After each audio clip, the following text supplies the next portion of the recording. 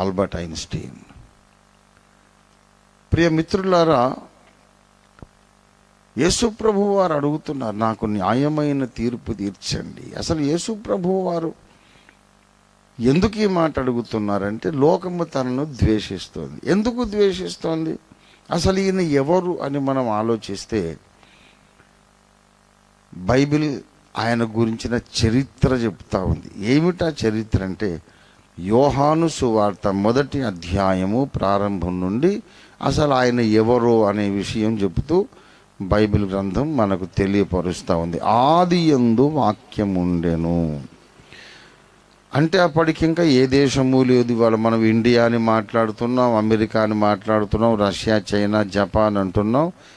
ఏ దేశము లేదు, భూమి లేదు, ఆకాశము లేదు, పంచభూతాలు లేవు, ఏమీ లేదు. లేకముందు ఏముండెను అంటే వాక్యం ఉండెను.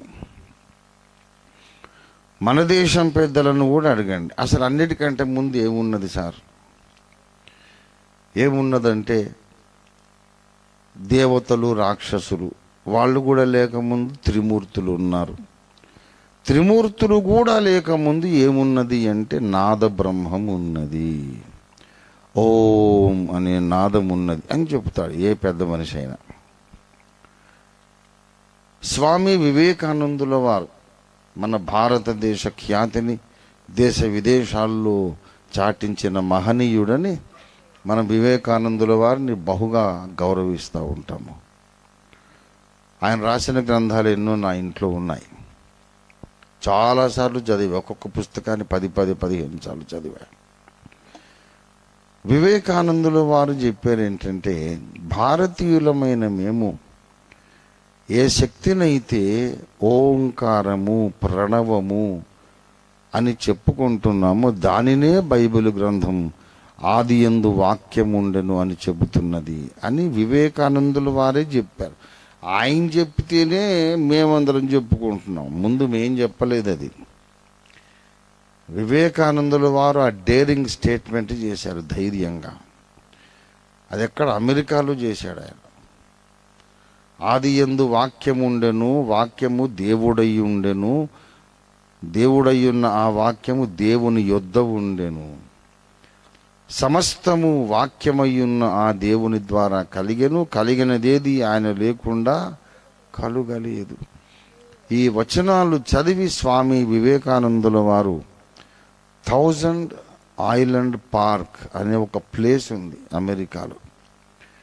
అక్కడ శిష్య బృందానికి చెప్పాడు ఏమిటంటే, బైబిల్లోని జాన్ సువార్తలోని ఈ 4 ప్రథమ పాదములను, వచనములను మనం చదువుకున్నాం. బైబిల్ దేన్నైతే ఆదియందు వాక్యం ఉండెను అని చెబుతుందో దాన్నే హిందువులమైన మనం ప్రణవమనియు, ఓంకారమనియు, మాయ అనియు పిలుచుచున్నాము అని వివేకానందుల వారు చెప్పారు. ఆయనకంటే దేశభక్తుడు ఎవడున్నాడు?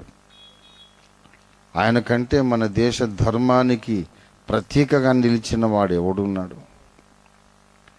ఆయన చెప్పాడు.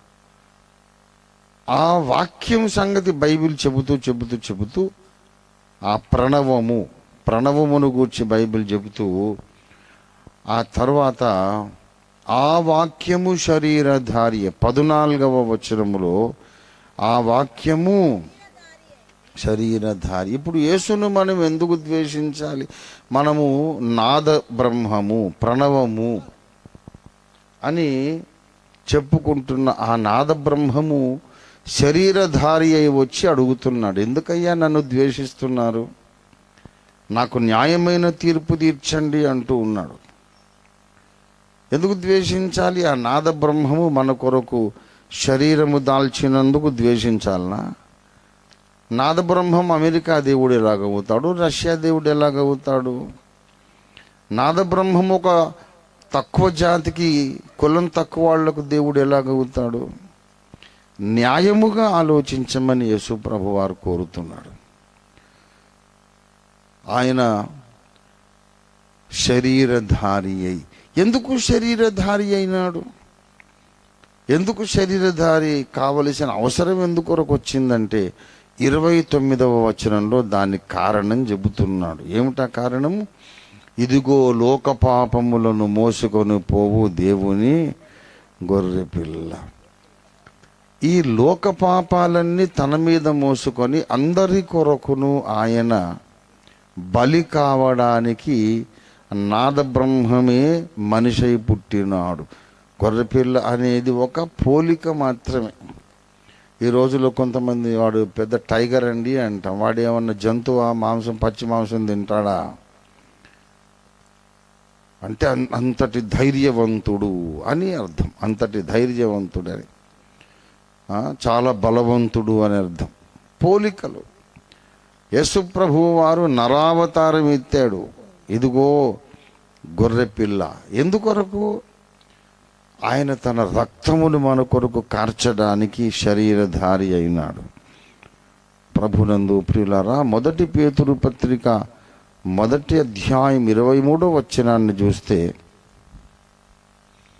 నిర్దోషమును నిష్కళంకమును అమూల్యమునైన గొర్రెపిల్ల వంటి క్రీస్తు రక్తము చేత మీరు 19వ వచనం చూడండి.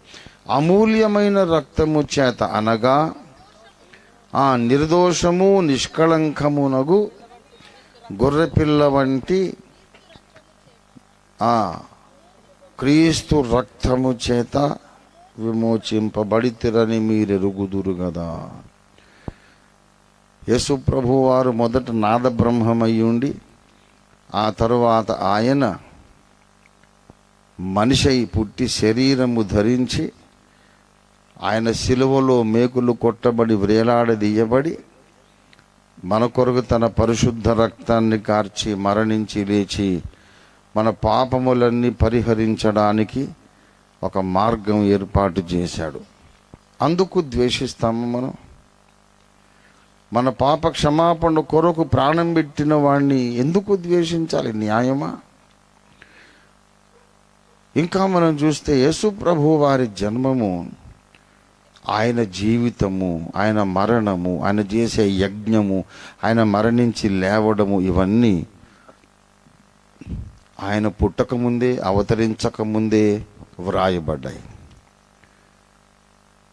100 సంవత్సరాలు, 200 ఏళ్ళు కాదు, 500 ఏళ్లకు ముందు, 700 సంవత్సరాలకు ముందు, 1000 సంవత్సరాలకు ముందు, 1500 సంవత్సరాలకు ముందు రాయబడినవి. యేసు ప్రభు వారి జననము, జీవితము, మరణము, మళ్ళీ తిరిగి లేవడం, పునరుద్ధానం.